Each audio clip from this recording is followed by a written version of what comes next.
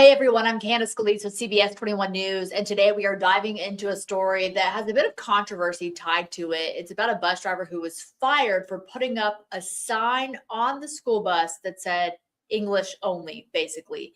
This is the bus driver we spoke to initially. That's Maxine Rose right there, our reporter, talking to her. She was with the school district for 3 decades, and so, or as a bus driver, I should say. So, Maxine, today you're getting a different perspective from the student who was speaking Spanish on the bus and who this sign was put up for. So, I hope that covers the background. Add anything you need to and tell us a little bit about what happened today. Yeah, so Candace, we got a message from that student. They had said to us, they really wanted to speak out and really share their side of the story here. They wanted to remain relatively anonymous, just, only being recognized and identified as the bilingual student who Diane Crawford, that bus driver we just showed you a picture of, who said that this was all kind of for. She had mentioned in our interview last time that the student had allegedly caused some issues on the bus, speaking in Spanish, and she had some concerns that there was some bullying going on, maybe some misbehaving. And so she claims that that sign that we've showed you here too, was kind of a last resort.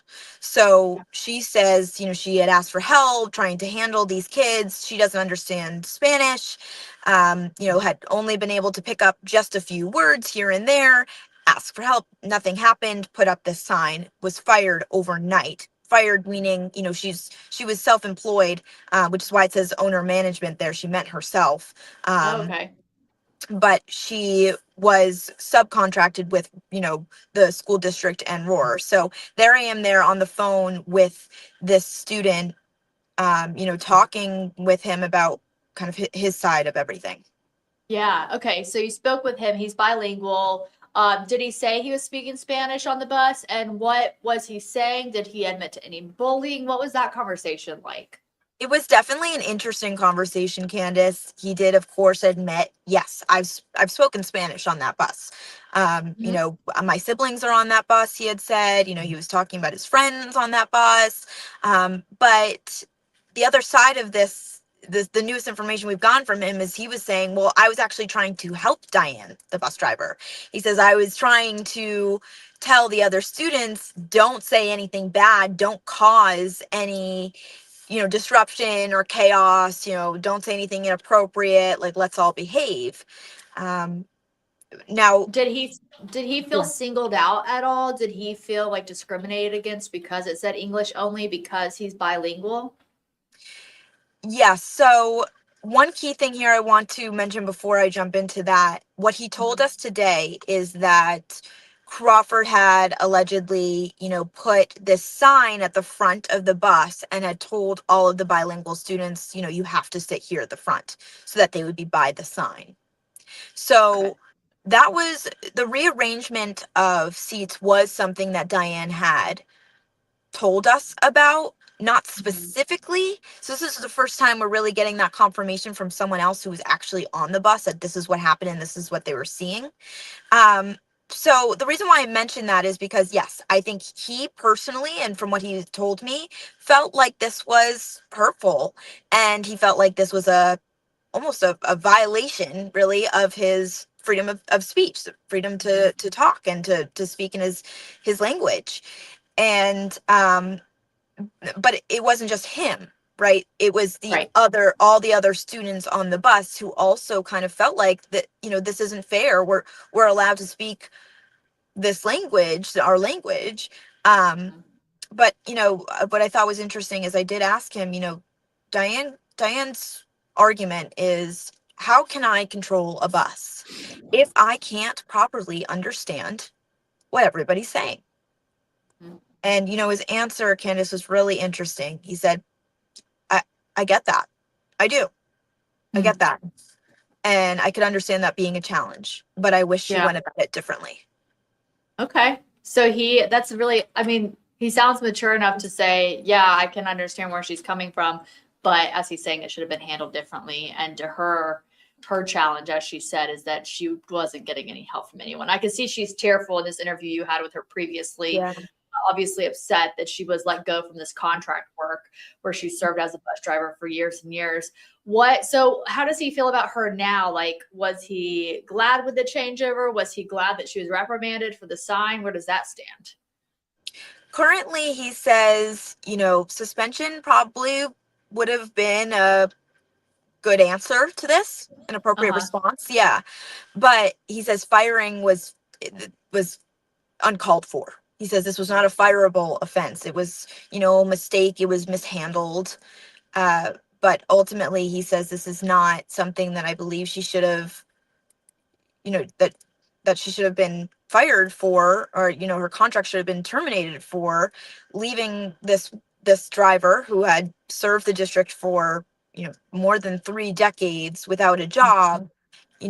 When she spoke with us, she was tearful because she can't pay her bills. She can't, she's in this financial distress now at her age, especially when she was nearing retirement and really like it was meticulously planned. She would get out at a certain age and all the stuff, and now the Sure. plan just kind of ends, and now Yeah. she's struggling. And so it was interesting because the student said to me, like, I get that. I listen, I might be however years old, but I might not relate to her in that way. But Mhm.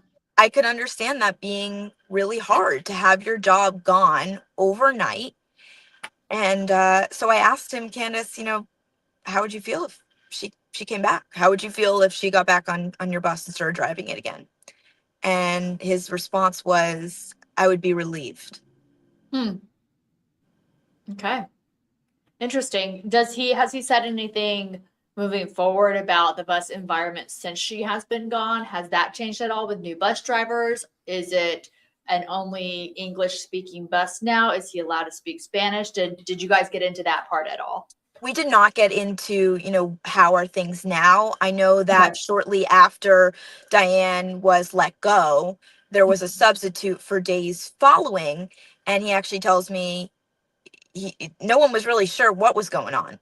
People Sure. had heard she Yeah. was suspended. People had heard she was fired. People thought she was sick. Like, no one really knew what was going on, how Uh-huh. seriously this had been taken after, one of the kids took a picture of the bus, and that went Of the viral. sign. Yeah, and then got the principal's Yeah. attention, so on and so forth. But no one really knew to what level this was being taken until they realized finally that she would never step back on that bus and drive them again.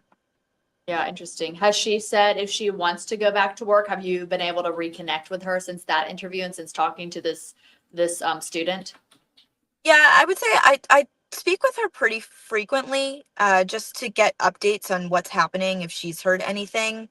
Mhm. She told me that she is technically self-employed, meaning Mhm. she has her own busing company, but she was subcontracted with the school district, and Roar being kind of the transportation supervisor of that district.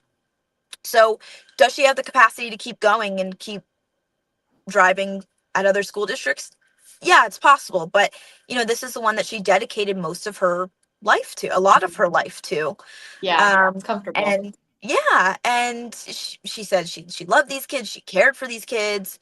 And so I asked her today, if you were given the opportunity by Roar and by Juniata County School District to come back, would you? And she said no. Hmm. She feels wrong. Yeah, Yeah, yeah. yeah. So, I mean, it's interesting. I think she, even in that interview last time, said to me, I really wish I wrote it differently. Sure. Um, Yeah. Hindsight, seeing how it comes off versus your intention. Hmm. yeah, yeah.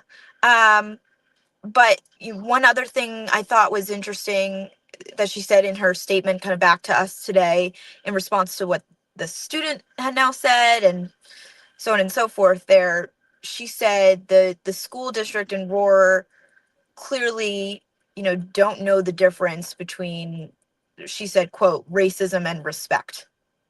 Mm. So Okay. that was an interesting response, Right. From her perspective.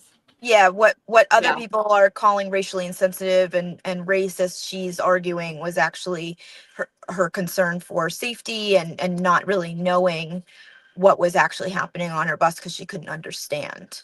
So right, right. And trying to protect any kids who could have been bullied or could have been, not knowing what was going on kind of thing. So yeah, very interesting story.